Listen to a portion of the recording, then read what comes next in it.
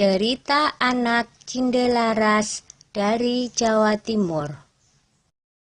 Kerajaan Jenggala adalah kerajaan yang makmur. Namun, semenjak rajanya yang bernama Raden Putra memiliki selir, semua jadi berubah.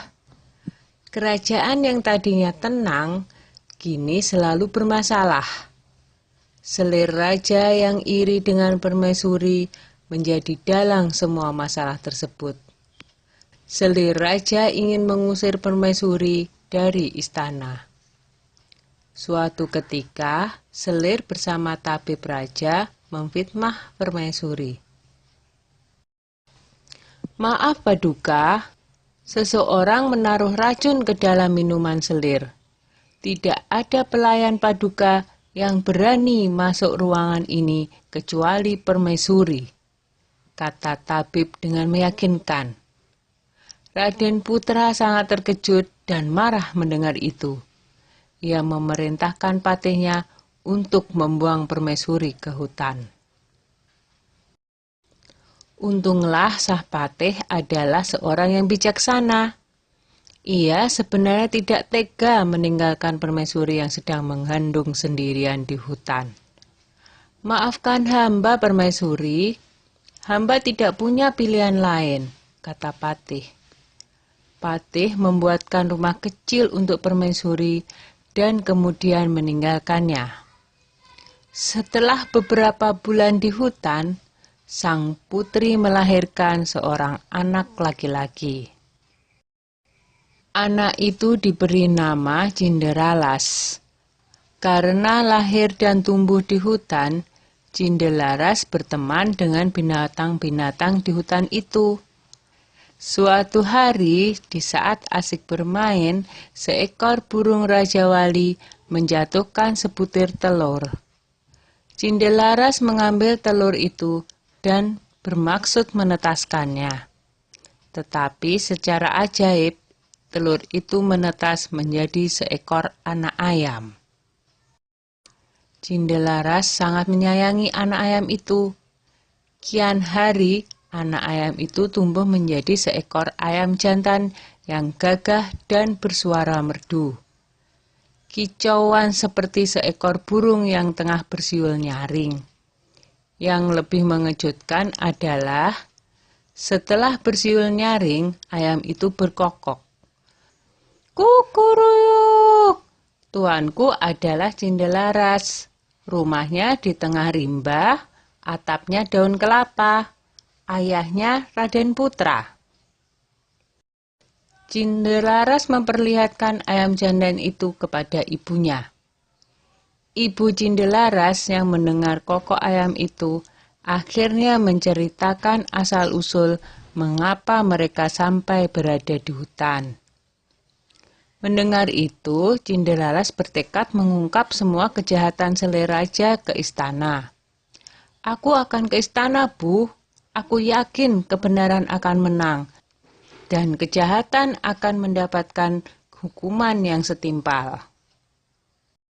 Setelah diizinkan oleh ibunya, Cinderalas berniat pergi ke istana membawa ayam jantannya. Dalam perjalanan, ada beberapa orang yang sedang mengadu kokok ayam mereka.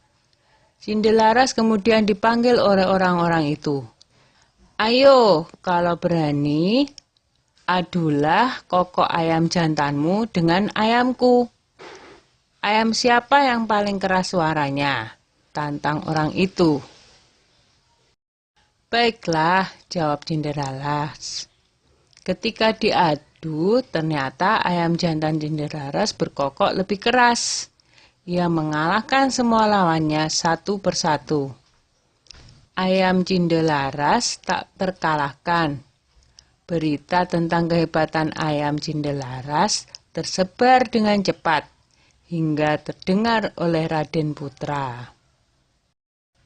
Raden Putra penasaran dengan kokok ayam milik Cinderalas. Ia menyuruh Hulu Balang untuk mengundang Cinderalas ke istana. Hamba menghadap Paduka, kata Cinderalas dengan santun. Anak ini tampan dan cerdas. Sepertinya ia bukan keturunan rakyat jelata, pikir Baginda begitu melihat sosok Cindelaras. Raden Putra menjelaskan maksud hatinya mengundang Cindelaras ke istana. Raden Putra menantang untuk adu koko ayam. Cindelaras mau memenuhi tantangan Raden Putra dengan satu syarat. Jika ayamnya kalah, maka ia bersedia mengabdi mengurus ayam Raden Putra seumur hidupnya. Tetapi jika ayamnya menang, maka setengah kekayaan kerajaan menjadi milik Cindelaras. Raden Putra menyanggupi tantangan Cindelaras. 2 ekor ayam itu mulai berkokok. Ayam Cindelaras berkokok dengan sangat merdu dan lebih keras. Penonton bersorak mengeluh-ngeluhkan Cindelaras dan ayam jantannya. Baiklah, aku mengaku kalah. Aku akan menepati janjiku. Tapi, siapakah kau sebenarnya, anak muda? Kata Raden Putra penasaran.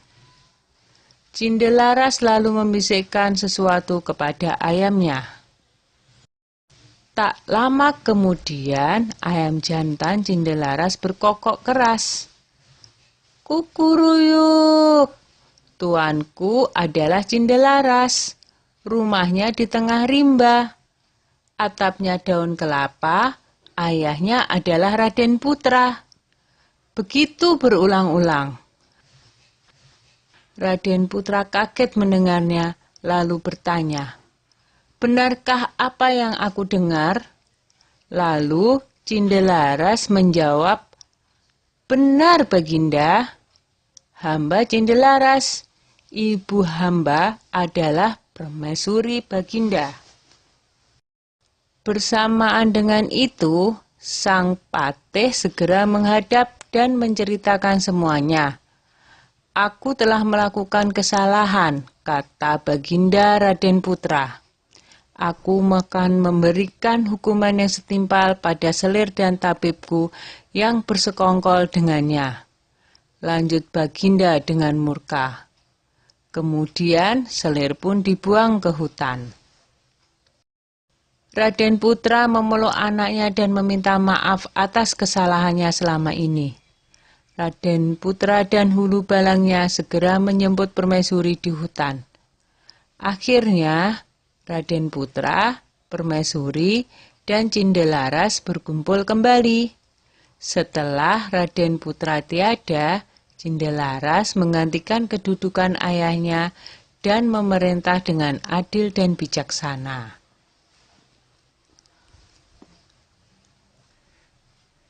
Dah ya cerita Cindelarasnya. Jumpa lagi.